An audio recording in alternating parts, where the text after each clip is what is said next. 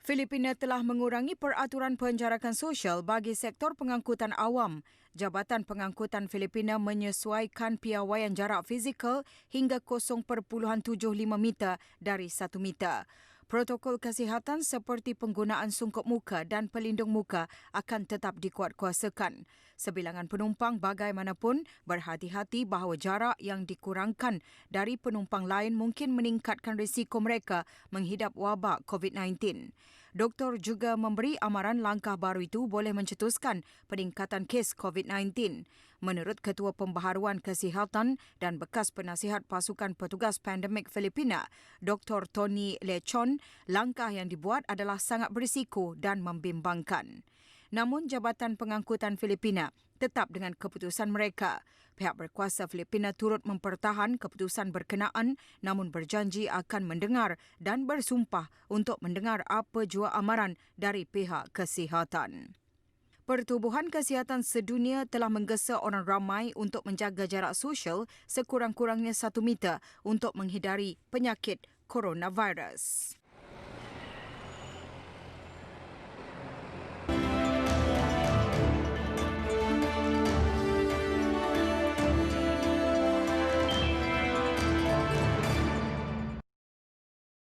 Menteri Luar Indonesia Retno Marsudi mengatakan pada persetujuan antara Indonesia dan UNICEF bahawa Indonesia akan menerima vaksin untuk 20% dari jumlah penduduk bersama-sama dengan bantuan pembangunan rasmi ODA.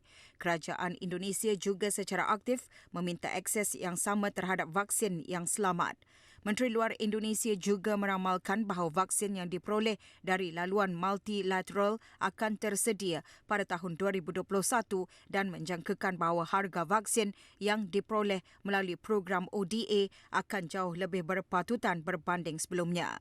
Pengesahan antara Kerajaan Indonesia dan UNICEF dihadiri oleh Menteri Luar Indonesia Retno Marsudi, Menteri Kesihatan Terawan Agus Putranto dan Ketua Jawatankuasa Pengendalian COVID-19 Eric Thohir. Minister Retno Marsudi, Health Minister Terawan Agus Putranto.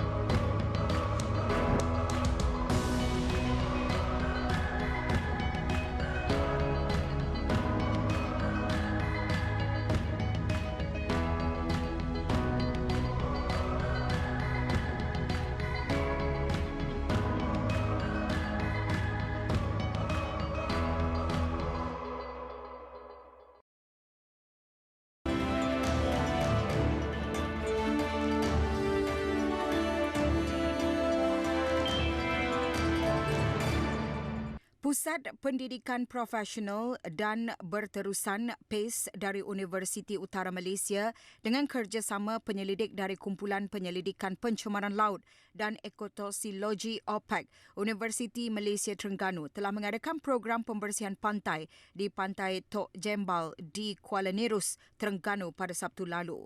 Program pembersihan pantai diadakan bersempena dengan sambutan Hari Lautan Sedunia 2020 dengan tema Pantai Kita, Identiti Kita.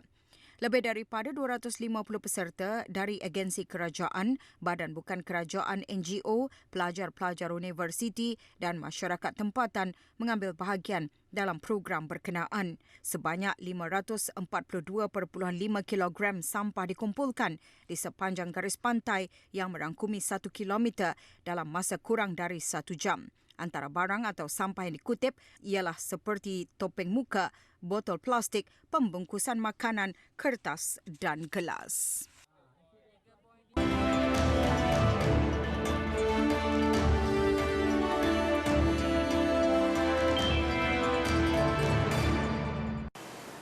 Setiap tindakan kecil membuat dunia berubah. Itulah pesan yang dipromosikan oleh PBB untuk kempen Bersihkan Dunia 2020 yang dilancarkan pada skala global.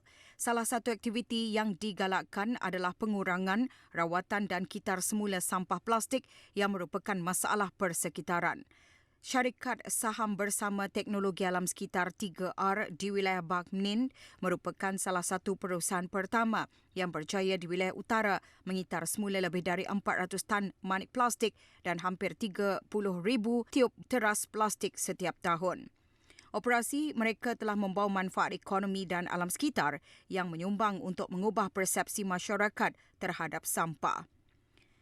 Menurut Tan, mereka telah melabur dalam barisan pengeluaran untuk mengumpulkan sampah plastik, membuat produk berguna daripadanya dan mengurangkan masalah sampah plastik di persekitaran. Kempen pembuangan sampah plastik yang dilancarkan Perdana Menteri Vietnam hampir 2 tahun lalu telah mencapai hasil yang positif. Secara khusus, ini telah membantu perniagaan membentuk gabungan untuk mempromosikan pengurangan sisa plastik, kitar semula, penggunaan semula dan pengeluaran produk yang mesra alam. Lee Tan Long menyatakan mereka telah bekerjasama dengan semua perniagaan di kawasan berkenaan untuk menukar produk plastik konvensional menjadi produk yang biodegradasi sepenuhnya. Jelas Vo Tuan, bagi menyahut kempen tersebut, Kementerian Sumber Asli dan Persekitaran telah mengeluarkan dokumen nombor 4984 dan mengirimkannya ke kementerian, agensi dan daerah seluruh Vietnam di mana meminta menjalankan aktiviti tindak balas dan memberi tumpuan untuk menyelesaikan masalah persekitaran terutamanya mengurangkan sisa-sisa sampah plastik. Kementerian Sumber Asli dan Persekitaran serta kementerian dan agensi terkait lainnya sedang membangun satu mekanisme tindakan dan hukuman baru seperti rancangan undang-undang perlindungan alam sekitar yang telah dikaji semula dengan peraturan khusus yang berkaitan dengan kitar semula sampah plastik.